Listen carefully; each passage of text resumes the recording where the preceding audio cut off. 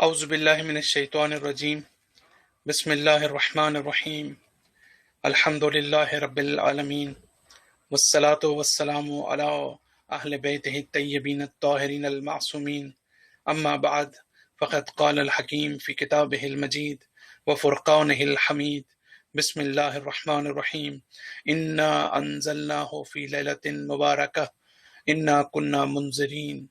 فیہا یفرق کل امر حکیم۔ سب سے پہلے تو میں دعا کرتا ہوں کہ اللہ تعالیٰ ہم سب کو انشاءاللہ توفیق عطا فرمائے کہ آنے والی جو شب قدر ہے جس میں بہت زیادہ تاکید کی گئی ہے اور بہت زیادہ امکان ہے اس کے شب قدر ہونے کا، اللہ تعالیٰ ہمیں توفیق دے کہ انشاءاللہ گزشتہ راتوں کی طرح ہم اس میں بھی زیادہ سے زیادہ عبادت کر سکیں اور خلوص نیت کے ساتھ اپنے زندگی کے بارے میں ہم غور و فکر کر سکیں اور اللہ تعالیٰ ہماری تقدیر کو بہتر طور پر متعین کریں۔ آج مجھے کئی جگہ سے میسیجز موصول ہوئے کہ چونکہ تقریباً ہر سینٹر میں مجالس موجود ہیں اور لوگ مجلسوں میں شرکت کر رہے ہیں، تو لہٰذا میرا خیال ہے کہ ہمارے پاس پارٹیسپینٹس آج نہیں ہوں گے، بلکہ میں تو چاہ رہا تھا کہ پروگرام آج کا ہم کینسل کر دیتے، لیکن بہرحال چونکہ صحیح طرح سے مجھے پھر بھی اندازہ نہیں تھا تو ہم آج گفتگو کریں گے خود شب قدر کے اوپر، اور اس کے حوالے سے میں دیکھوں گا کہ آپ حضرات کے کوسچنز کیا ہیں۔ تو قرآن مجید کی جو آیت کی تلاوت میں نے کی، اللہ تعالیٰ فرماتا ہے کہ انا انزلناہ فی لیلۃ مبارکۃ انا کنا منذرین، کہ ایک مبارک رات میں اس کتاب کو نازل کیا، انا کنا منذرین، اور ہم جو ہے یہ ہماری اسی طرح سے ٹریڈیشن رہی ہے اور ہم لوگوں کو اسی طریقے سے وارن کرتے ہیں۔ ہم کسی کو بغیر اس پر حجت تمام ہوئے ہم کسی کو سزا نہیں دیتے جب تک کہ ہم جو ہے اس تک حق جو ہے پہنچا نہ دیں، جب تک ہم حق کی روشنی جو ہے اس تک نہ پہنچا دیں۔ تو یہ جو انا کنا منذرین ہے، یہ بڑا خوبصورت آسپیکٹ ہے اس کا، کہ ہمارا کام ہی یہی ہے، ہماری ٹریڈیشن ہی یہی ہے، ہماری روایت ہی یہ ہے کہ ہم لوگوں تک حق کی روشنی پہنچاتے ہیں۔ تو یہ قبل اس کے کہ میں انشاءاللہ آج کی گفتگو میں ڈیٹیل میں جاؤں، میں اسی آیت کے اوپر میں صرف یہ اشارہ کرتا ہوا چلا جاؤں کہ بنیادی طور پر اللہ تعالیٰ قرآن مجید میں واضح طور پر یہ کہتا ہے اور فرماتا ہے کہ کہتا ہے کہ میں جب تک کسی کو سزا نہیں دوں گا جب تک کہ اس کے اوپر حجت تمام نہ ہو، جب تک کہ اپنا رسول جو ہے اس کو پہنچا، اور بھی ہوں رسول کوئی بھی ہو سکتا ہے، وہ نمائندہ بھی ہو سکتا ہے نبی کا، وہ ہماری عقل بھی ہو سکتی ہے، اس کی مختلف انٹرپریٹیشنز ہیں، لیکن اللہ تعالیٰ یہ کہتا ہے کہ میں جب تک دو خصوصیات کا ہونا ضروری ہے، اگر میں کسی کو سزا دوں گا قیامت کے دن تو اس میں دو خصوصیات کا ہونا ضروری ہے۔ ایک تو یہ کہ اس قوم میں اور اس فرد میں جو کیپیسٹی ہے چیزوں کو سمجھنے کی، وہ اس کے اندر جو ہے وہ ہونی چاہیے، یعنی اس کے اندر اتنی بصیرت ہو، اتنی عقل ہو کہ وہ اگر اس کے سامنے حق پیش کیا جائے تو وہ اس حق کو سمجھنے کے قابل ہو۔ اس لیے کہ ہو سکتا ہے کہ بعض لوگوں کی عقل اتنی ڈیولپ نہ ہو، اتنا شعور نہ ہو کہ ان کے سامنے اگر حق کو پیش کیا بھی جائے تو وہ اس کو جو ہے وہ قبول کر سکیں، اور دوسری چیز یہ ہے کہ ان تک وہ چیز پہنچے بھی، یعنی ان کے سامنے پوری طرح سے پریزنٹ کی جائے اور حق جو ہے ان کے سامنے پیش کیا جائے، اور اس کے بعد جب دونوں خصوصیات ہوں گی تو اللہ تعالیٰ کہتا ہے کہ میں اس صورت میں جو ہے کسی کو سزا دوں گا۔ تو اس آیت اندر پہلی چیز جو میں بیان چاہتا تھا کہ اس مبارک رات میں اللہ تعالیٰ کہتا ہے میں نے قرآن کو نازل کیا۔ پہلی بات جس پر ہمارے علماء کا عام طور سے اتفاق ہے وہ یہ ہے کہ جو ٹائم ہوتا ہے، جو زمانہ ہوتا ہے، جس کو ہم وقت کہتے ہیں، اس کے آپس کے اندر ہم بڑا مشکل ہے کہ یعنی کسی ایک دن کو دوسرے کے اوپر ہم ترجیح دیں۔ مثلا ہم یہ کہیں کہ آج کا دن زیادہ مبارک ہے کل کی نسبت، کل کا دن کم مبارک ہے آج کی نسبت، اس لیے کہ جو دنوں کی آپس میں نسبت ہے وہ ایک ہی جیسی ہے، چاہے وہ آج سے 10 سال پرانا ہو، لیکن کسی بھی دن کی اہمیت جو ہے وہ جیسے اس کو ہم کہتے ہیں ظرف کی اہمیت جو ہے اس مظروف کی وجہ سے ہوتی ہے، یعنی اس کے اندر جو چیز موجود ہے یا اس میں جو واقعہ رونما ہو رہا ہے، اس میں جو کوئی اہم پیش رفت ہو رہی ہے، اس کی وجہ سے اس کو مبارک قرار دیا جاتا ہے۔ لہٰذا اپنی ذات میں صرف کسی دن کو یا کسی رات کو یہ کہنا کہ یہ رات بڑی اہم ہے، بڑی بافضیلت ہے، مبارک، تو یہ بہت مشکل ہے تک کہ اس دن کو نہ دیکھیں۔ اگر ہم روز عاشورہ کو ایک منحوس دن قرار دیتے ہیں، ایک نحس دن قرار دیتے ہیں، تو اس کی وجہ اس دن کی نہیں ہے، بلکہ اس دن میں جو واقعہ پیش آیا ہے اس واقعے کی وجہ سے ہم اس کو نحس قرار دیتے ہیں۔ لیکن اس نحس کا کیا مطلب ہے، بہرحال ابھی ہم اس تفصیل میں نہیں جاتے ہیں، لیکن یہ ایک حقیقت ہے کہ جس کو سمجھنے کی ضرورت ہے کہ جو واقعہ رونما ہو رہا ہے، اگر کسی امام کی ولادت ہے، اگر رجب کا مہینہ مبارک ہے، اگر شعبان کا مہینہ مبارک ہے، تو وہ کسی وجہ سے مبارک ہے۔ خود وہ دن اپنی حیثیت میں ایسے نہیں ہے کہ ان کو جو ہے ہم یہ سمجھیں کہ وہ مبارک ہیں اور ان کو ان کی فضیلت جو ہے بڑھ گئی ہے۔ تو اسی طریقے سے جو شب قدر ہے اس کی جو اہمیت ہے وہ نزول قرآن کی وجہ سے ہے۔ یعنی اگر قرآن کا نزول اس میں نہ ہوتا تو اس کو اہمیت، جو اس کی اصل اہمیت ہے، باقی چیزیں بعد میں ہیں، لیکن اصل اہمیت جو ہے وہ خود قرآن کی ہے اور قرآن حکیم کی ہے۔ اس مہینہ کو بہار قرآن کا مہینہ بھی قرار دیا گیا ہے، اور یہ بھی ہے کہ اس قرآن کی وجہ سے جو ہے ہم اس کو قابل احترام قرار دیتے ہیں۔ تو جہاں تک نزول کا تعلق ہے تو نزول کی دو قسمیں ہیں کہ انا انزلناہ فی لیلۃ مبارکۃ، کہ ہم نے اس مبارک رات میں، مبارک جب بھی ہم لفظ استعمال کرتے ہیں، برکت کا لفظ استعمال کرتے ہیں، اس کا مطلب ہے خیر کثیر ہونا۔ یعنی اس کا مطلب یہ ہے کہ اگر آپ اس رات میں کوئی کم کام بھی انجام دیں جو اپنی کوانٹٹی کے لحاظ سے لو ہو یا کم ہو، تو تب بھی اس سے جو آپ کو برکت ملے گی، جو آپ کو اس سے ثواب ملے گا، وہ دوسری راتوں کی نسبت فرق ہوگا۔ یعنی اگر وہی کام، اسی لیے ائمہ علیہ السلام کی خدمت میں بعض لوگ آتے تھے، کہتے تھے کہ یبن رسول اللہ، ہم جو ہے بیمار ہیں، مریض ہیں، ہم نماز نہیں پڑھ سکتے، ہم کھڑے ہو کے نہیں پڑھ سکتے، تو امام اس کو تاکید کرتے تھے کہ تم لیٹ کے بھی اگر پڑھو تو تم پڑھو اس کو، اگر تم بیٹھ کر بھی پڑھ سکتے ہو تو پڑھو، یعنی جس طرح بھی ممکن ہو تم اس رات کو جو ہے وہ ضائع مت کرو۔ تو گویا برکت کا مطلب یہ ہے کہ اس کے اندر جو ہے خیر کثیر پایا جائے، کم کام اس کا اثر جو ہے بہت زیادہ ہو۔ تو یہ رات جو ہے وہ مبارک رات ہے اس حساب سے کہ اس میں جو کام ہم انجام دیتے ہیں، اس میں جو عبادات انجام دیتے ہیں، اس میں جو اعمال انجام دیتے ہیں، وہ اعمال دوسری راتوں اور دوسرے دنوں کی نسبت جو ہے اس میں ثواب بھی زیادہ ہے، اس کا اثر بھی زیادہ ہے، اور اس کے بدلے میں اللہ تعالیٰ جو ہمیں دے گا وہ بھی بہت کثیر پیمانے پہ ہوگا۔ اسی لیے اس رات کو ایک بابرکت رات قرار دیا گیا ہے۔ پھر جب ہم نزول قرآن کی بات کرتے ہیں تو دو قسم کی آیت ہیں، ایک جگہ پر ہمیں تنزیل کا لفظ نظر آتا ہے اور دوسری جگہ پر ہمیں نزول کا لفظ نظر آتا ہے۔ یعنی قرآن کے نازل ہونے کا مطلب یہ ہے کہ ہم نے، آیت میں ارشاد ہوتا ہے کہ ہم نے اس قرآن کو قلب پیغمبر کے اوپر جو ہے وہ نازل کیا۔ حضرت جبرائیل نے اس قرآن کو، سورہ بقرہ کی آیت نمبر 185 میں یہ ارشاد ہوتا ہے کہ ہم نے اس قرآن کو قلب رسول کے اوپر، یہ دیکھیں اس میں میں نے یہاں لکھا بھی ہے، شہر رمضان الذی انزل فیہ القرآن، کہ جس میں قرآن نازل کیا گیا ہے، اور پھر ایک اور آیت ہے جس میں یہ کہ قلب رسول کے اوپر نازل کیا۔ نزول فرق یہ ہے کہ جہاں پر انزال کا لفظ ہے اس کا مطلب یہ ہے کہ گریجولی اور تدریجن جو ہے اس قرآن کو نازل کیا گیا ہے، لیکن نزول کا مطلب یہ ہے کہ بیک وقت جو ہے ایک ساتھ پورے کے پورے قرآن کو، یعنی حقیقت قرآن کو، الفاظ کو نہیں،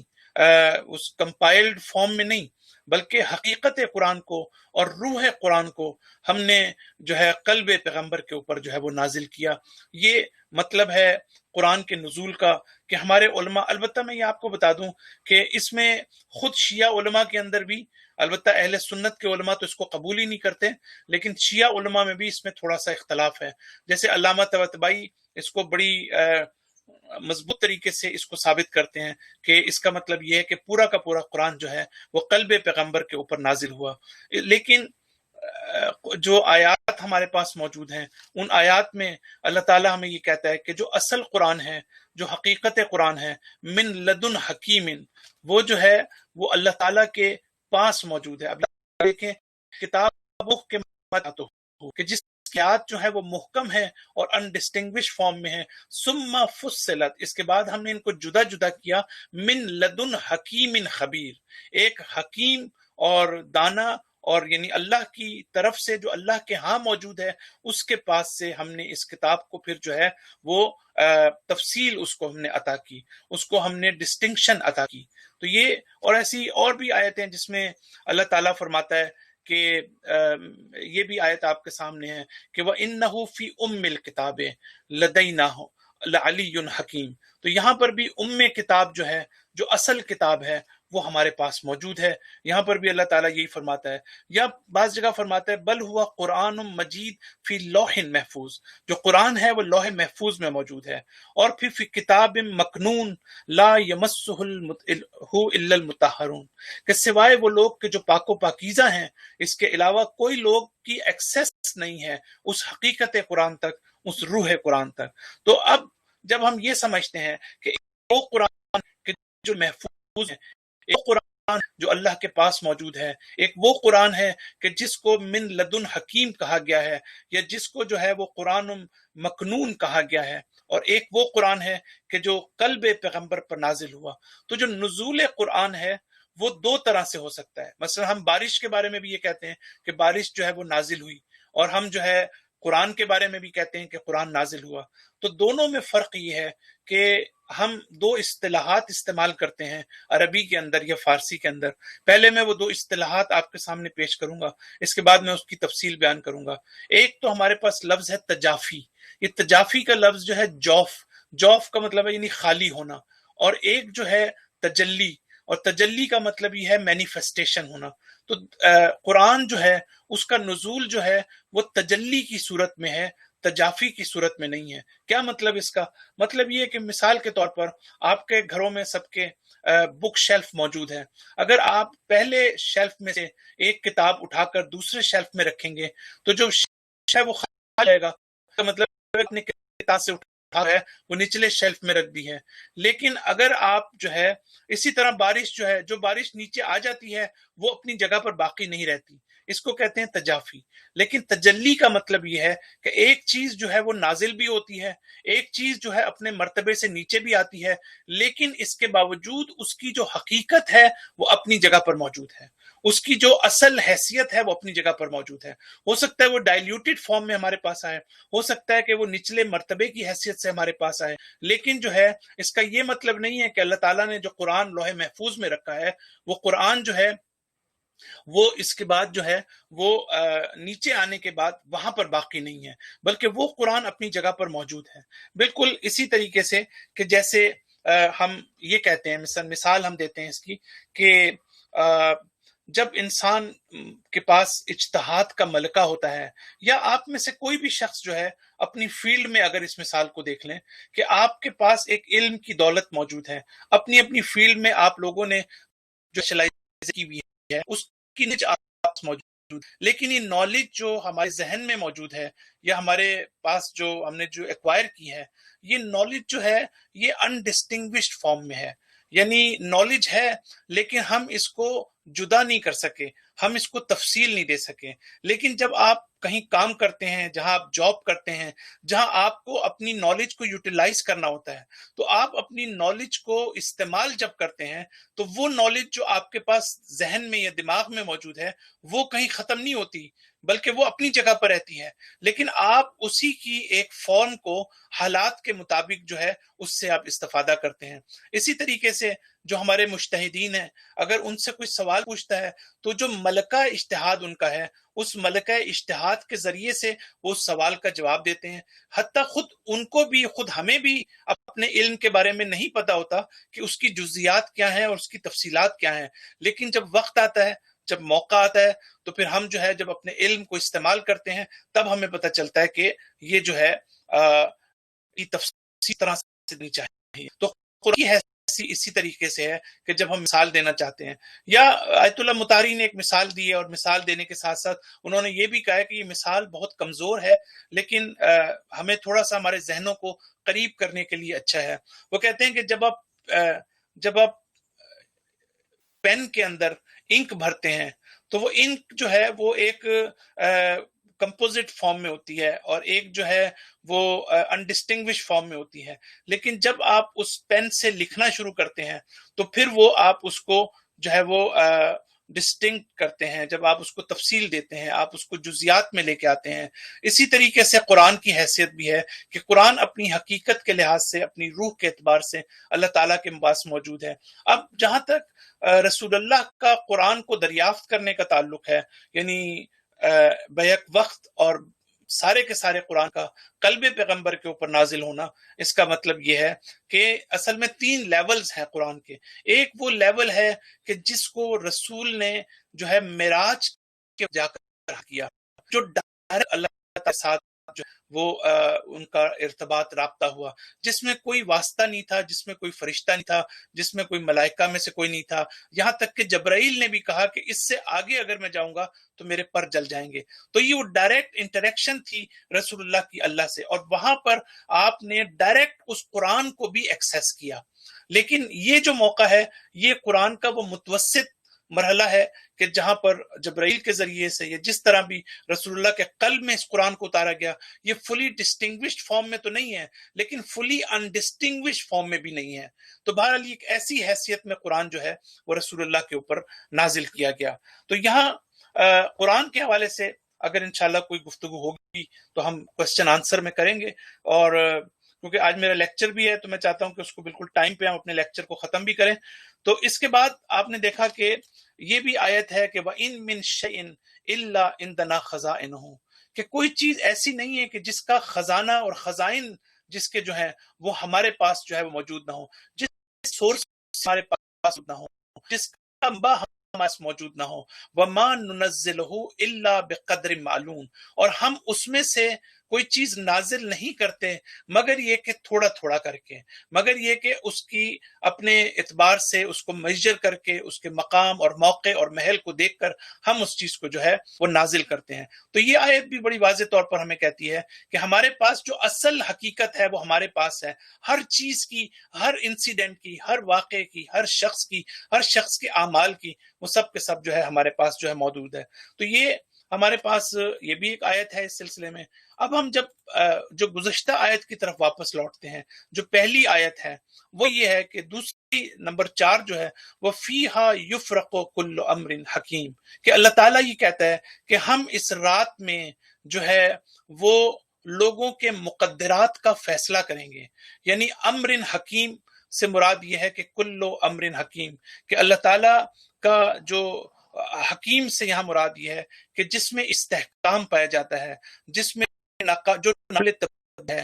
तो हकीम भी है। यानी एक किस्म का इशारा है जब हम लफ्ज तफरीक की बात करते हैं, यानी फर्क की बात करते हैं, फर्क या युफर्रको का मतलब है जुदा जुदा करना। तो जुदा जुदा करने के मुकाबले में जब हकीम का लफ्ज आता है तो उसका मतलब है वो चीज जो आपस में जुड़ी हो, वो चीज जो आपस में मुहकम हो, वो चीज जो आपस में अनडिस्टिंग्विश हो। तो इसका मतलब ये हुआ कि अल्लाह ताला कहता है कि मैं उस जगह से कि जो आपस में जो है वो अलग अलग नहीं है, मैं चीजों को इस रात में फीहा युफ्रक़ु कुल्लु अम्रिन हकीम, कि मैं आहिस्ता आहिस्ता जो है वो जुदा करूंगा। तो यहाँ पर जो युफ्रक़ु का लफ्ज है वो चूंकि अरबी के लिहाज से फेले मुजारे का है। फेले मुजारे यानी फ्यूचर टेंस, फ्यूचर टेंस के अंदर हमेशा अरबी में अगर कोई चीज फ्यूचर टेंस होगी तो उसका मतलब जो है कंटिन्यूटी भी होता है। ये बड़ा खूबसूरत एस्पेक्ट है इस आयत का भी, कि अल्लाह ताला ये कहता है, ये नहीं कहता कि मैंने कोई माजी में जब कुरान को नाजिल किया तो मैंने तुम्हारे मुकद्दरात का फैसला कर दिया, मैंने तुम्हारी तकदीर लिख दी, मैंने चीजों को आपस में जोड़ दिया, बल्कि अल्लाह ये कहता है युफ्रक़ो का मतलब ये है कि अल्लाह ताला ये कहना चाहता है कि मैं इस काम को जारी रखे हुए हूं, और हर साल इस रात में मैं उमूर को जो है वो अलग अलग करता हूं, और लोगों की किस्मत का फैसला करता हूं, और लोगों की जो तकदीरात हैं या मुकद्दरात हैं उनको मैं मुतय्यन करता हूं। तो ये जो फ्यूचर टेंस है ये इंपॉर्टेंट है इसमें, कि जिसमें हमें समझना चाहिए। और दूसरी चीज जो आमतौर से लोग बहुत ज्यादा सवाल भी करते हैं वो ये है कि जो हमारे मुकद्दरात का फैसला है ये काफी एक पेचीदा सा मसला है, जो मेरा ख्याल है कि जिसको बहरहाल समझना इतना आसान नहीं है, और हमारे पास इसकी डिटेल्स भी बहुत ज्यादा नहीं है। کہ ہمیں مثلا تفاسیر میں مل جائیں. البتہ آپ جب عرفان میں جاتے ہیں، جب آپ حکمت مطالعہ پڑھتے ہیں، ملا صدرہ کا فلسفہ پڑھتے ہیں، تو اس کی روشنی میں جب آپ قضاء و قدر الہی کو سمجھتے ہیں، جب آپ لوح محفوظ اور لوح محو ثبات ان دونوں کو جب آپ سمجھتے ہیں، یعنی لوح محفوظ وہ ہے کہ اللہ تعالیٰ کہتا ہے کل شیء، میں نے ہر چیز کو قیامت کے لیے دیا ہے،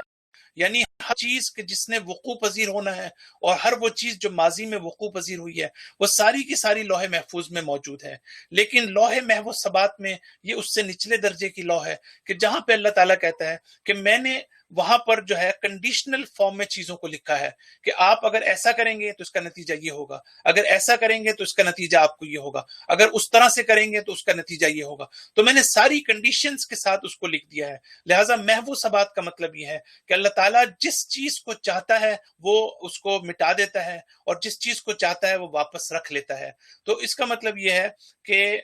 ہمارے پاس یہ ایک روایت بھی موجود ہے کہ امام سجاد علیہ السلام فرماتے ہیں کہ اگر لوح محو ثبات نہ ہوتی تو ہم قیامت تک کے لیے تمام امور کو پریڈکٹ کر سکتے تھے، ہم بتا سکتے تھے کہ فیوچر میں کیا آنے والا ہے. لیکن چونکہ لوح محو ثبات موجود ہے تو اس کی وجہ سے ہمیں کبھی ہو سکتا ہے یہ پتہ نہ چلے کہ اللہ کس چیز کو ماضی میں جو ہے وائپ آؤٹ کر دے اور کبھی جو ہے وہ نہ کرے. تو اس لیے جب تک یہ سارا کنسیپٹ ہمارے سامنے نہ ہو اور ہیومن میں انسان کو معلومات نہ ہو تو اس وقت تک تھوڑا سا اس رات کی حقیقت کو سمجھنا مشکل ہے. لیکن بہرحال ہمیں یہ کہا گیا ہے کہ اس رات میں ہمارے مقدرات کا فیصلہ ہوگا. لیکن جو ہمارے مقدرات کا فیصلہ ہوگا وہ ایسا نہیں ہے کہ کسی حساب کتاب کے بغیر ہو، بلکہ اس کے لیے بھی اللہ تعالیٰ نے معیار مقرر کیا گیا، اس کے لیے بھی اللہ تعالیٰ نے کرائٹیریا جو ہے مقرر کیا ہے. اور مقدرات کا فیصلہ جو ہے وہ بنیادی طور پر ہمارے اندر جو کیپیسٹی ہے اس کی بنیاد پہ ہوگا، جو ہمارے اندر لیاقت اور شائستگی ہے اس کی بنیاد پر ہوگا، جو ہم ڈیزرو کرتے ہیں اس کی بنیاد پہ ہوگا، اور جو اصل کرائٹیریا یا جو سٹینڈرڈ ہے یا میزان جو ہے وہ ہمارا ایمان ہوگا. تو اللہ تعالیٰ جو ہے اس رات میں ہماری جو بھی کیفیت ہوگی، کیفیت کا مطلب یہ نہیں ہے کہ ہم نے صرف جو ہے وہ قرآن اپنے سر پہ رکھ لیا اور ہم نے ظاہری طور پر عبادت کو انجام دی، بلکہ اس کا تعلق جو ہے وہ ہمارے ہارٹ سے ہے، ہمارے دل سے ہے، ہماری روح سے ہے. اسی لیے شاید ہماری اردو زبان میں نہیں لیکن فارسی اور عربی میں اس کو شب احیا کہتے ہیں، یعنی احیا کسی وائف کر، کسی کو لینا، کسی کو زندہ کرنا. تو رات کو تو ہم احیا نہیں کر سکتے، رات تو ویسے ہی زندہ ہے، رات تو ہمیشہ آتی ہے اور جاتی ہے، بلکہ اس کا مطلب یہ ہے کہ ہم اپنے آپ کو زندہ کریں، اپنے آپ کو احیا کریں. اپنے احیا کا مطلب یہ ہے کہ ہماری جو اس وقت اس رات میں جو ہماری ڈٹرمینیشن ہے، جو ہماری کمٹمنٹ ہے، جو فیوچر کے بارے میں جو ہم اپنے بارے میں جو ہم فیصلہ کرتے ہیں، اور جو ارادہ جو ہے اس میں ڈیسائسو رول پلے کرتا ہے. یعنی عام طور پر میں نے دیکھا ہے کہ ہم ظاہر اعمال بھی کرواتے ہیں، لوگوں کے جو عام طور پر ذہنوں میں ہمارے یہ ہے کہ بس اس رات میں ہم نے آ گئے اور ہم نے عبادت کر لی، اور باقی سارے رمضان اگر ہم نہیں بھی آئے، ہم نے قرآن نہیں بھی پڑھا، ہم نے دوسری عبادتیں نہیں بھی کی، تو یہ راتیں ہمارے لیے کافی ہے. میں ابھی اس پر نہیں کہتا، اللہ تعالیٰ اس کا بھی ثواب دے گا، اس کا بھی ایک مقام ہے، یقیناً اس کا بھی اثر ہے. لیکن جو چیز ہمیں آیات اور روایات سے ملتی ہے وہ یہ ہے کہ سارے ماہ رمضان ہو یا رجب اور شعبان ہو، یہ سارا اس شب قدر کے لیے ہے. ہم آپ کو اس قدر قابل بنائیں، ایسی لیاقت اور شائستگی پیدا کریں کہ اللہ تعالیٰ اس لیاقت اور شائستگی کی بنیاد کے اوپر اس پورے سال کے لیے ہمارے مقدرات کو متعین کرے اور ہماری اچھی قسمت جو ہے ہمارے لیے وہ لکھے. لہٰذا پھر میں یہ کہوں گا کہ اگر ہم شب قدر میں ماضی میں اپنے اعمال پر توجہ نہ دیں اور مستقبل کے بارے میں اپنے اعمال کا تعین نہ کریں کہ ہم مستقبل میں کیا کرنا چاہتے ہیں. ہم مستقبل میں اگر فرض کرتے ہیں کہ ہم شب قدر کے بعد یا ماہ رمضان کے بعد اگر ہماری حالت میں کوئی تبدیلی واقع نہیں ہوتی، اگر روزوں کا ہم پر کوئی اثر نہیں ہوتا، اگر ان شبائے قدر کا ہم پر کوئی اثر نہیں ہوتا، تو اس کا مطلب یہ ہے کہ پھر یہ ہمیں خود ہی سوچنا چاہیے کہ اس شب قدر میں ہمیں کتنا فائدہ پہنچے گا یا نہیں. لہٰذا یہ وہ رات ہے کہ جو دراصل صرف عبادت کی رات نہیں ہے، بلکہ یہ سوچنے اور تفکر کی رات ہے اور کمٹمنٹ کی رات ہے کہ انسان نے ہر شخص، میرا خیال ہے کہ ہم میں سے کوئی بھی ایسا نہیں ہے کہ جو زندگی میں گناہ نہ کرتا ہو، غلطیاں نہ کرتا ہو، میکس نہ کرتا ہو. لیکن لہٰذا اگر انسان ان کو یاد کرے اور مستقبل کے بارے میں اس کی ڈٹرمینیشن ہو تو وہ جو ہے اللہ تعالیٰ جو ہے اس کے مطابق اس کی قسمت کا فیصلہ کرتا ہے. لیکن میں ایک بات پھر بھی یہاں بتانا چاہتا ہوں جو عام طور سے شاید ہمارے سننے والوں کو اس چیز کا علم نہیں ہوتا، اور وہ یہ ہے کہ اب سوال یہ کہ اللہ تعالیٰ اگر اس رات میں ہماری قسمت کو لکھ دیتا ہے، اور کوئی بھی چیز وہ لکھتا ہے اچھی یا بری ہمارے لیے، تو کیا ہم سال کے پورے سال میں کیا ہم محنت کر کے اور کوشش کر کے کیا ہم اپنی قسمت کو تبدیل کر سکتے ہیں یا نہیں کر سکتے؟ کیا وہ تقدیر جو آج کی رات ہمارے لیے لکھی جا رہی ہے، کیا ہم اس قابل ہیں کہ ہم اس تقدیر پر اثر انداز ہو سکیں اور اللہ تعالیٰ جو ہے ہماری تقدیر کو بدل دے؟ تو یہ میں کہنا چاہتا ہوں کہ جو روایات ہمارے پاس موجود ہیں، اور بعض جگہ پر ہمارے حکماء نے اس بات کی طرف اشارہ کیا ہے کہ یقیناً یہ چیز جو اللہ تعالیٰ لکھے گا اس کا تعلق جو ہے وہ لوح محفوظ سے نہیں ہے. لوح محفوظ کا مطلب ہوتا ہے کہ حتمی تقدیر. لوح محفوظ کا مطلب ہے کہ جو تبدیل ہو سکتی ہے. لوح محفوظ کا مطلب ہے کہ جو آپ کی کنفرم ڈیسٹینی ہے. لیکن اب سوال یہاں پیدا ہوتا ہے کہ جو تقدیر آج کی رات اللہ تعالیٰ لکھے گا کیا اس کا تعلق لوح محفوظ سے ہے یا لوح محفوظ ثبات سے ہے، یعنی اس لوح سے ہے کہ جس کو اللہ تعالیٰ تبدیل بھی کر سکتا ہے، لیکن تبدیلی کا بھی اللہ تعالیٰ نے ایک پیمانہ مقرر کیا گیا ہے جس کا تعلق خود ہماری ذات سے ہے اور ہمارے عمل سے ہے. تو کیا ہم پوری سال کے دوسرے دنوں میں بھی کیا ہم اس تقدیر کو تبدیل کرنے کے قابل ہو سکتے ہیں یا نہیں ہو سکتے؟ ہمارے پاس روایات موجود ہیں کہ ایسا ممکن ہے، اس چیز کا امکان موجود ہے کہ انسان اگر اس رات میں اس کی تقدیر اچھی نہیں لکھی جا رہی تو سال کے دوسرے دنوں میں بھی وہ اپنی تقدیر کو تبدیل کرنے کے اوپر جو ہے وہ قادر ہے. لہٰذا ایک سوال جو اور بھی اس میں بہت سے سوالات ہیں، تھیولوجیکلی لوگ بہت سوال کرتے ہیں اور یہ کہتے ہیں کہ ساری دنیا میں شب قدر جو ہے وہ ایک کیسے ہو سکتی ہے جبکہ مختلف راتیں ہوتی ہیں، تو شب قدر کون سی ہوئی، ہم کس کو شب قدر کہہ سکتے ہیں؟ تو یہ بڑا امپورٹنٹ سوال ہے. میں آیت اللہ مکارم شرازی کے حوالے سے یہ جواب دینا چاہتا ہوں. مختلف علماء نے اس کے جوابات، لیکن علماء شرازی یہ رات ہے، یہ رات صرف وہ رات نہیں ہے کہ جو وینکوور یا ونسر یا ٹورنٹو والی رات ہے، بلکہ رات جو ہے یہ زمین جو 24 گھنٹے میں اپنا پورا سفر مکمل کرتی ہے، اور جب ایک دن مکمل کمپلیٹ ہوتا ہے، جب آدھی دنیا میں رات ہوتی ہے اور آدھی دنیا میں دن ہوتا ہے، تو جب یہ رات پوری سرکل مکمل کر لیتی ہے تو یہ سب مل کر ایک رات جو ہے وہ کہلاتی ہے. یعنی یہ سب کو ہم ایک رات کاؤنٹ کرتے ہیں. یعنی اگر آج میری یہ رات ہے تو یا مجھ سے پہلے یہ 23ویں کی رات یا 21ویں کی رات جہاں پر موجود ہوگی ان کے لیے وہ رات کنسیڈر ہوگی میرے لیے. تو رات جس کو ہم کہتے ہیں وہ یہ نہیں ہے کہ آدھی دنیا میں رات ہے تو وہ رات کنسیڈر ہو رہی ہے، بلکہ ایک ہی رات ہے، ایک ہی حقیقت ہے کہ جو پوری دنیا میں جب اپنا 24 آور میں اپنا پورا سرکل مکمل کر لیتی ہے تو اس رات کو شب قدر کہتے ہیں. یہ ایک چیز. دوسری یہ کہ میں اس بات پر ختم کروں گا کہ اللہ تعالیٰ نے ہمیں کیوں نہیں بتایا کہ شب قدر کون سی ہے. تو اللہ تعالیٰ نے یہ مخفی رکھا ہے جان بوجھ کر تاکہ زیادہ سے زیادہ کر سکیں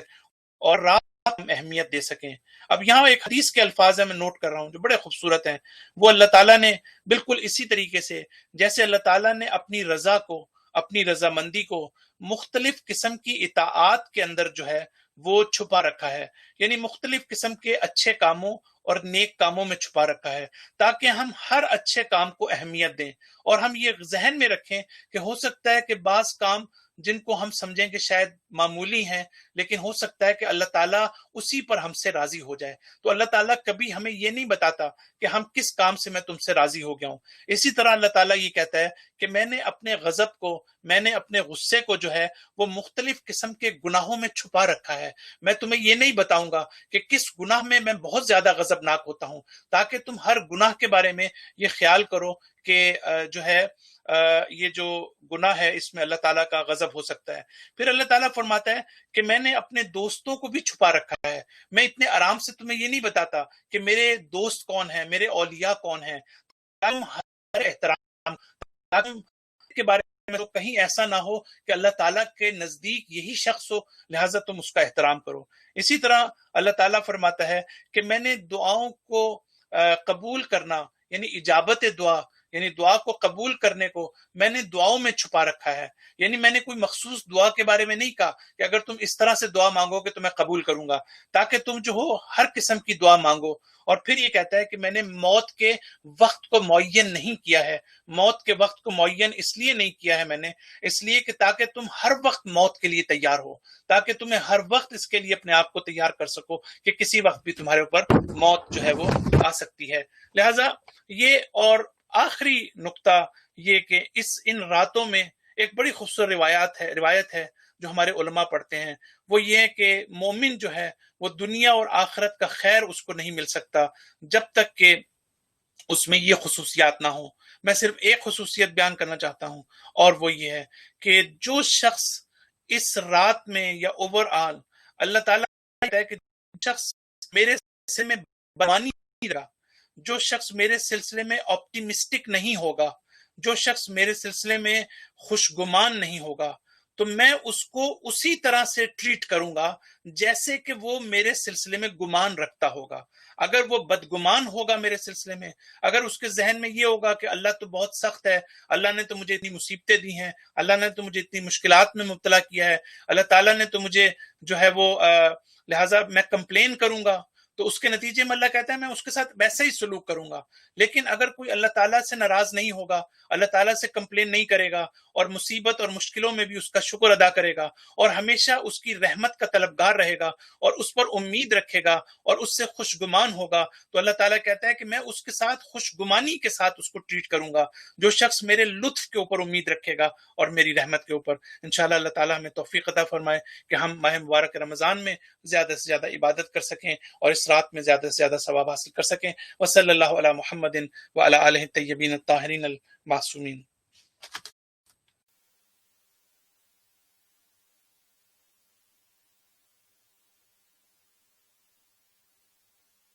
All attendees are muted and may unmute themselves by pressing *6.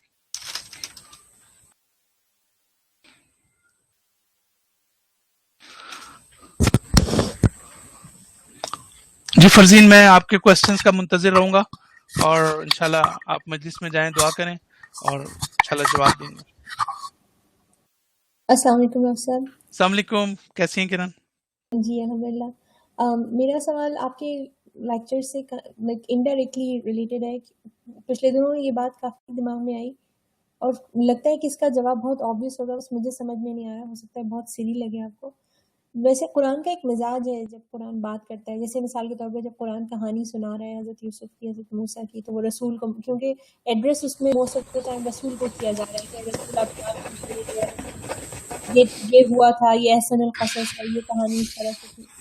ایسا ہوتا ہے. اسی طرح دعاؤں کا بھی مزاج ہے، یعنی کہ کل رب زدنی علما، جو رب زکریا کی دعا ہے، موسیٰ کی دعا ہے کہ رب اشرح لی صدری، اور تو اس میں جو ہے وہ خدا بتا رہا ہے کہ حضرت یونس نے دعا کی اور جتنے بھی انبیاء نے دعا کی، یا کہ کہہ رہا ہے کہ یہ کہو اے رسول، یہ کہو. آپ کو میری آواز آ رہی ہے؟ جی آواز آ رہی ہے، لیکن کافی بریک ہو رہی ہے، لیکن چلیں آپ بات کیجئے. تو قرآن کا ایک مزاج ہے بات کرنے کا، یعنی کہ دعا کے لیے کہنے کا، کہانی سنانے کا ایک طریقہ ہے مخاطب کرنے کا، کہ یا وہ رسول کو یا مومنین کو مخاطب کر کے ایک طریقے سے بات کرتا ہے. لیکن سورہ فاتحہ میں یہ مزاج جو ہے وہ تھوڑا مختلف نظر آتا ہے، کہ شروع میں تو ویسے ہی ہے جیسا ہے الحمدللہ رب العالمین اور الرحمن الرحیم مالک یوم الدین، اس کے بعد اچانک وہ چینج ہو جاتا ہے بغیر یہ کہے کہ قل، یعنی کہ لگ نہیں رہا کہ وہ کس سے مخاطب ہے، اور وہ اچانک تبدیل ہو کہتا ہے ایاک نعبد و ایاک نستعین. تو یہاں یہ فرق کیوں ہے اور اس کا مطلب کیا ہے؟ جی ہاں، بہت شکریہ. دیکھیں، آپ نے یہ ساری باتیں بالکل ٹھیک کی کہ جو کہ احسان ہوئے ہیں یا جہاں جو ہے وہ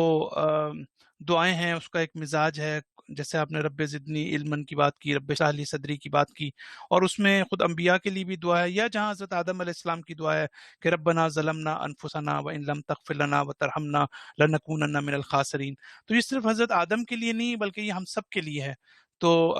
یہ چیز اپنی جگہ پر. لیکن جہاں تک آپ نے یہ الحمدللہ کی بات کی ہے اور ایاک نعبدو کہ یہ ایک دم مزاج کیسے تبدیل ہو گیا ہے، اصل میں یہ ایک بڑی ایک باریک نقطہ ہے جو سورہ حمد کے اندر پایا جاتا ہے. میں انشاءاللہ جب آؤں گا تو کبھی ہم اس پر انشاءاللہ بات کریں گے. تو ایک بہت بڑی چینج آئی ہے اس کے اندر. اللہ تعالیٰ نے اب یہ کہ ٹیکنیکلی اس میں کوئی پرابلم نہیں ہے، لیکن یہ ایک بہرحال جب تک آپ اس کی تفسیر میں نہ جائیں آپ کا جواب نہیں مل سکتا. وہ یہ کہ اللہ تعالیٰ نے جتنی پہلے باتیں کی ہیں، الحمدللہ رب العالمین الرحمن الرحیم مالک یوم الدین، یہاں تک اگر آپ دیکھیں بسم اللہ الرحمن الرحیم کو دیکھیں، یہ ساری کی ساری چیزیں جو ہیں تھیوریٹیکل ہیں. پہلے تو یہ قرآن کو یہ سمجھنا پڑے گا، یہ قرآن نے ٹرن لیا ہے. قرآن یہ ساری کی ساری چیزیں جو ہیں تھیوریٹیکل ہیں. آپ نے مثلا بسم اللہ کو سمجھنا ہے عقلی لحاظ سے، رحمان کیا ہے آپ کو سمجھنا ہے، رحیم کیا ہے آپ کو سمجھنا ہے. اس کے بعد آپ نے حمد کس کو کہتے ہیں، اللہ کی حمد کرنے کا کیا مطلب ہے، مالک یوم الدین کا کیا مطلب ہے. اللہ تعالیٰ تو اس دنیا کا بھی مالک ہے، پھر کیوں کہہ رہا ہے میں مالک یوم الدین ہوں، میں صرف آخرت کا مالک ہوں. اس کے علاوہ لیکن ایک دم جب آ کے ایاک نعبد کہتا ہے تو اس کا مطلب یہ ہے کہ اس سے پہلے جو ہے اس کو ہم کہتے ہیں تھیوریٹیکل توحید. تھیوریٹیکل توحید سے خدا ایک دم جو ہے وہ پریکٹیکل توحید کی طرف آتا ہے. ایاک نعبد و ایاک نستعین میں اب اللہ تعالیٰ نے صرف اور صرف بات جو ہے آپ کی پریکٹس سے کی ہے اور پریکٹیکل بات کی ہے. اب وہ یہ کہنا چاہتا ہے کہ توحید کو ذہنی طور پر پروف کرنا اور ثابت کرنا یہ تو ٹھیک ہے، ہو سکتا ہے تم اس مقام پر ہو، لیکن کیا تم عملی طور پر بھی اس توحید کی مینیفیسٹیشن تمہاری زندگی میں نظر آتی ہے یا نہیں؟ تم ہزار مرتبہ کہتے رہو کہ میں اللہ پر توکل کرتا ہوں، لیکن کیا واقعاً تم عملی طور پر ان پریکٹس بھی تم اللہ پر توکل کرتے ہو یا نہیں کرتے؟ آپ ہی کی فیلڈ سے متعلق مثال ہمارے لیتے ہیں. جب آپ میڈ لینے کے لیے آپ کو یقین ہوتا ہے کہ یہ میڈیسن مجھ پر جو ہے افیکٹ کرے گی، لیکن آپ اس وقت آپ پر اللہ پر آپ کا توکل کتنا ہے. اور اصل جو علل الاسباب ہے کہ جو حقیقی معنی میں تاثیر عطا کرتا ہے اس پر ہمارا عملی طور پر، میں واقعی میں آپ کو بتاؤں یہ ایک حقیقت ہے کہ ہم پریکٹیکلی ہم لوگ جو ہیں وہ بہت کمزور ہیں. یعنی یہ سارا ایشو جو ہے وہ تھیوریٹیکل نہیں ہے. ہو سکتا ہے آپ ہزاروں خدا کے اوپر دلیلیں دیتے رہیں، لیکن عملاً ہمارا ایمان جو ہے وہ ان پریکٹس جو ہے کمزور ہے. اور سورہ حمد میں اسی چیز کی طرف اشارہ کیا گیا ہے کہ ہم عملاً کیا اللہ تعالیٰ سے مدد مانگتے ہیں یا مانگنے کے قابل ہوتے ہیں یا نہیں ہوتے. لیکن پتہ نہیں میرا خیال جی یہ نہیں، میں یہ نہیں پوچھنا چاہ رہی کہ ٹرن جو پریکٹیکل اور تھیوری کے بیچ میں صرف یہ پوچھنا چاہ رہی ہوں کہ جو دعا جہاں جہاں قرآن میں ہے وہاں وہاں کہا گیا کہ اور آدم نے کہا، اور پھر ہم نے یونس سے، یعنی کہ یونس نے یہ کہا، یا ہم نے یہ سکھایا اور اس کے بعد انہوں نے یہ دعا کی. یعنی کہ دعائیں جتنی بھی قرآن میں، جتنی مجھے یاد آ رہی ہیں، ہو سکتا ہے کہ ایسا نہ ہو، وہ یا تو اس ضمن میں بیان ہوئی ہے کہ خدا نے وہ کسی کو یا کسی نے کسی کو سکھائیں، یا خدا سے کسی نبی نے کی، تو وہ اس ضمن میں جی بیان ہوئی ہے. لیکن یہاں پر جو ہے، یا پھر خدا یہ کہہ رہا ہے کہ قل یا عبادی، کہ کہو، کہیے، کہہ دے میرے بندے، اور کہیے یا رسول اللہ. تو یہاں پر مزاج بالکل فرق ہے. یہاں پہ نہ تو خدا نے کہا کہ قل ایاک نعبد، ایسا بھی نہیں کہا، اور یہ بھی نہیں کہا کہ میرے بندے کہتے ہیں یا کہنا چاہیے. تو یہاں پر کوئی بھی ایسا صیغہ یا ایسا مزاج نظر نہیں آتا جو دیگر دعاؤں میں نظر آتا ہے قرآن میں. ہاں دیکھیں ٹھیک ہے، شکریہ. ایک تو اس میں ایشو یہ ہے، مجھے ذرا ایک دفعہ پھر اس اینگل سے میں جو ہمارے پاس تفاسیر موجود ہیں میں دیکھوں گا، کیونکہ عام طور سے یہ ہے تو دعا کی شکل میں، لیکن اس دعا کے ساتھ ساتھ ایک بہت یعنی اسی لیول کی ایک بات کی جا رہی ہے جو پیچھے ساری بات ہوئی ہے، اسی لیول کی پریکٹس کے اندر. ہو سکتا ہے اس کی ظاہری شکل دعا کی ہو، لیکن اسے دعا سے ہٹ کر بھی اس کے کنٹینٹس ان اٹ سیلف جو ہیں وہ ایک بہت اہم مفہوم رکھتے ہیں اپنے اندر. لیکن قرآن مجید کی بہت سی آیات ایسی ہیں، جیسے آپ نے کہا نا، جیسے قل کی بات کی، اس میں کہیں نہ کہیں تقدیر میں کوئی چیز ہے جس میں ضروری نہیں ہوتا کہ اس کو لفظ میں لائیں. مثلا اگر قل ہے یا فلاں، اگر ایسی کوئی چیز تقدیر میں موجود ہے تو اس کے لیے مجھے دیکھنا پڑے گا، اور میں آپ کو دیکھ کے بتاؤں گا انشاءاللہ. مے بی نیکسٹ لیکچر میں ہم اس پہ بات کریں گے، میں اس اینگل سے اس کو دوبارہ دیکھوں گا. شکریہ. دوسری بات یہ کہ وہ جو شیطان والا قصہ آپ نے ایک مرتبہ ڈسکس کیا تھا کہ اس کو وقت معلوم تک مہلت دے دی گئی. جی تو ابھی ترجمہ پڑھتے ہوئے یہ بھی بات کافی سلی بھی ہو سکتی ہے کہ جب جو شیطان تھا، جب اللہ نے اس سے کہا کہ کیا چیز تھی ایسی جس نے تجھے مجبور کیا، حالانکہ ظاہر ہے خدا جانتا تھا، لیکن جی جی ہو سکتا ہے کہ استکبار تھا، لیکن ظاہر ہے کہ اس کو موقع دیا جا رہا تھا کہ وہ توبہ کرنا چاہے یا شرمندہ ہو جائے خدا کے سوال سے اور توبہ جی کر لے. لیکن وہ کیا واقعتاً وہ کیا چیز تھی کہ وہ اس وارننگ کے باوجود جو ہے وہ مانا نہیں، اور وہ اس نے رجیم ہونا گوارا کر لیا، اور ظاہر استکبار تھا، لیکن کیا اس وقت جنت اور دوزخ بنے نہیں تھی؟ کیا وہ ڈر نہیں رہا تھا کہ مجھے اس کی پنشمنٹ کہاں تک، حالانکہ وہ کہاں رہتا تھا آسمانوں میں، اور کس جگہ اس کا کیا مقام تھا اس وقت عبادت کی وجہ سے؟ تو کیا وہ پنشمنٹ سے واقف نہیں تھا؟ کیا اس وقت دوزخ بنی نہیں تھی؟ یا اس کو معلوم نہیں تھا کہ خدا کا غضب کیسا ہو سکتا ہے؟ دیکھیے اتنا بڑا استکبار اس حد تک کیسے جا سکتا ہے کہ وہ خدا کے مقابلے میں ایسے روبرو کھڑا ہو گیا؟ دیکھیں ہاں یہ اس کا آیت اللہ مطہری نے بھی اس کی طرف اشارہ کیا، لیکن جو آپ سوال کر رہی ہیں اس کا نہیں، لیکن اس سے ہم اس سے حاصل کر سکتے ہیں. یہ ہے تو کوسچن تو ایسا ہے کہ جو واقعاً یہاں رائز ہوتا ہے کہ شیطان جو ہے وہ اس کی جو معرفت تھی وہ ہماری معرفت کچھ بھی نہیں ہے اس کے مقابلے میں. یعنی وہ خدا کی ربوبیت پر ایمان رکھتا تھا، خدا کے ایگزسٹنس پہ رکھتا تھا، نبیوں پہ رکھتا تھا، یوم آخرت پر رکھتا تھا. اور یہاں تک وہاں پر اس نے کہا ہے کہ یعنی قرآن اس کی بات کرتا ہے کہ شیطان قیامت کے دن کہے گا کہ میں نے تو کچھ بھی نہیں کیا. لیکن جو میسج ہے میرا خیال ہے وہ صرف یہی ہے کہ اخلاقی جو لحاظ سے انسان کبھی اتنا اس حد تک پستی میں چلا جاتا ہے کہ پھر وہ کسی بھی بڑی سے بڑی عظمت کو اور کسی چیز کو بھی نہیں دیکھ سکتا. میرا خیال ہے جو میکسیمم چیز ہمارے ذہن سوال سے آپ بھی کیسے ممکن ہے کہ جو جنت اور جہنم کو دیکھ رہا ہو، جس کو پنشمنٹ کا پتا ہو، جس کو یعنی یہ ظاہراً تو قرآن میں ہمیں یہ نہیں اس طرح سے نظر آتا، لیکن اس کو ڈے آف ججمنٹ کا تو اس کو بہت اچھی طرح پتا تھا، اس کو آخرت کا بھی پتا تھا، اس کو اللہ تعالیٰ کا بھی پتا تھا، اس کو یہ بھی پتا تھا کہ ظاہراً اس کو عذاب میں مبتلا کیا جائے گا. اب ظاہر ہے کہ اس میں ہو سکتا ہے کہ اس سطح کا ابھی ایمان یا اس کی معرفت نہ ہو کہ جو اس کے استکبار کو جو ہے افیکٹ کر سکے اور اس کے نتیجے میں وہ ایمان لا سکتا. لیکن ہمیں بہرحال یہی اس سے میسج ملتا ہے جو لیکن اس سے ہم یہ بھی معلوم ہوتا ہے میکسیمم کہ انسان جو ہے وہ اخلاقی، ہم لوگ یہ سمجھتے ہیں کہ انسان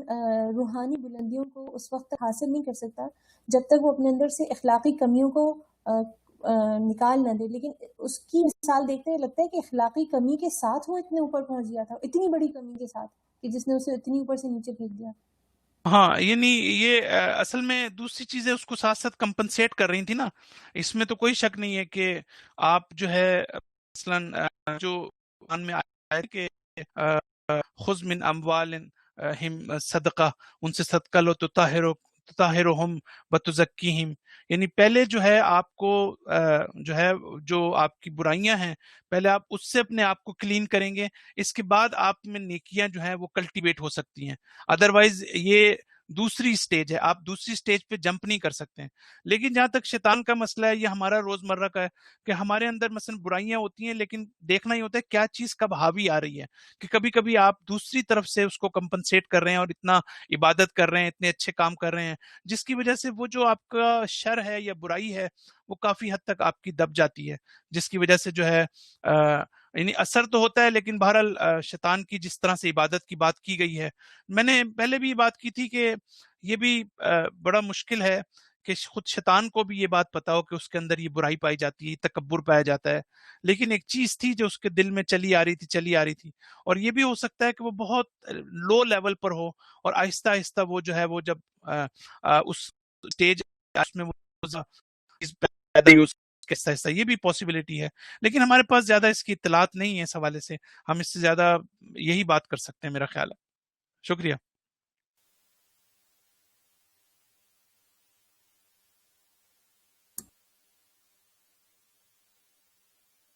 لیکن مجھے آپ کا یہ بہت ہی اچھا لگا، یہ جو آپ کی اپروچ ہے، کیونکہ یہ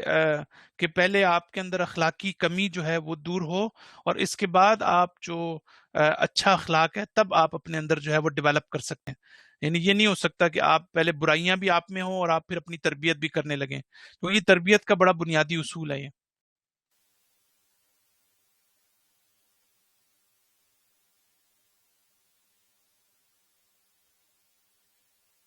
ٹھیک ہے جی، بہت شکریہ کرن اور سب لوگ. انشاءاللہ اگلے ہفتے ہم دوبارہ ملاقات ہوتی ہے. شکریہ. السلام علیکم.